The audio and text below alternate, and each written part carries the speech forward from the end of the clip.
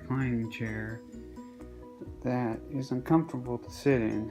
I'm sitting in it one day and the right side sinks down. I said, well, something's off here, so I flip it over and I find that the springs that are the base of the seat itself, one of them has come undone. So here it is. You can see, and it has a natural bend to it. And I've repaired one of these before, and I'm going to show you what I have to do is take this end, which is broken. This end is broken, and the other piece is trash now, the other part of it. Attach that down here where it's missing, and then take the other end and finagle it up into this clip here. So if you ever run into this problem, that's what you have to do. Another thing to note is which way the clip broke. Determine which way this either has to be up or down, which way this is supposed to bend when you put it in, is the existing clips feel underneath them, and from that I can tell that this side is up. Okay, the tools I need for this are a flathead screwdriver, a couple pairs of pliers. I actually have two different size zip ties.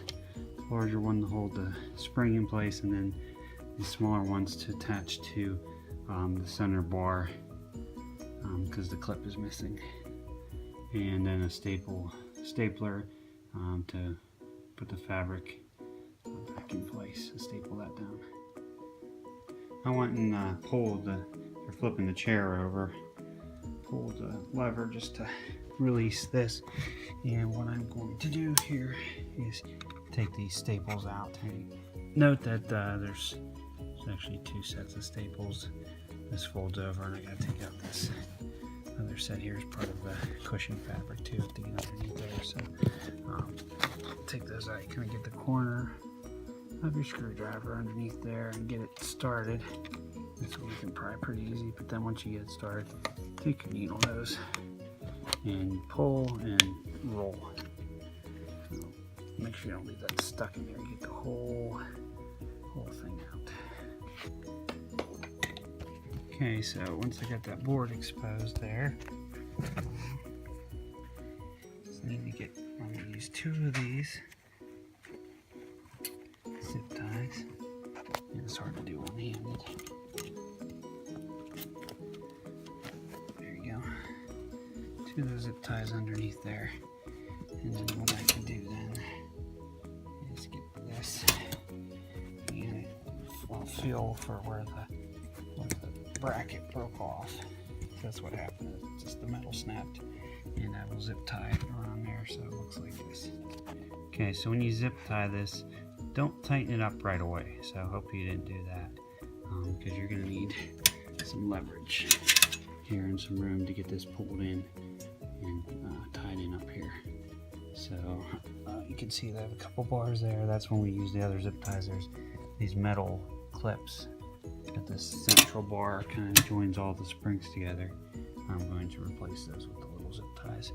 First, I'm going to get this bar up into place here and make sure I put it underneath there and then get it in this clip.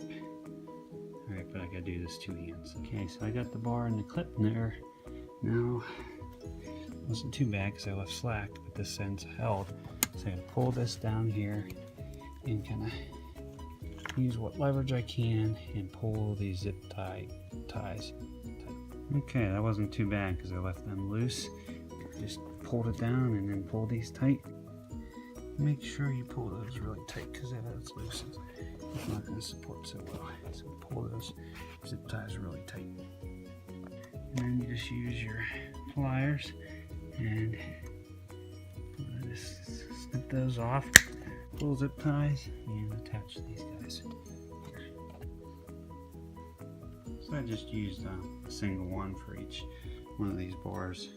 You could double up, and I may have to double that up after. And don't forget to staple your fabric back down here. So one staple there and a couple here. Okay, there you go. Make sure you press really hard to get that into that plywood. There's one and two. And there you have it. It's back up. Good to go. And should be able to support my butt for a few more years. Okay, there she is. So put the seat down and tell it's more supportive there. There you have it. That's how to fix a recliner cushion support.